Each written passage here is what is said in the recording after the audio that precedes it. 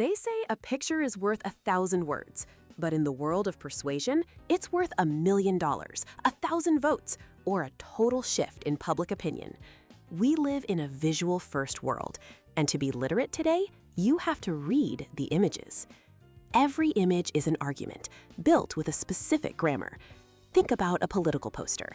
The camera looks up, making the candidate seem powerful, monumental. Now, a charity ad. The camera often looks down on a subject, making them appear small and vulnerable.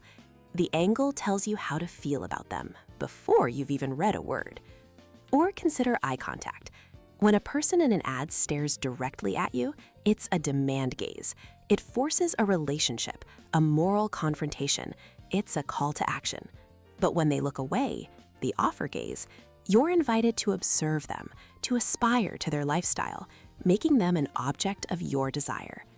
This is all reinforced by subconscious cues. There's a reason banks use blue. It signals trust and authority. It's why sale tags are almost always red. It creates urgency. Even the font matters. A traditional serif font says we're established, while a clean sans serif font says we're modern and efficient. None of this is an accident. From the composition that guides your eye across the screen to the symbolism hidden in the background, every pixel is a persuasive choice. Visual literacy is learning to see what's hidden in plain sight. It's translating, not just looking. So next time you scroll, interrogate the image.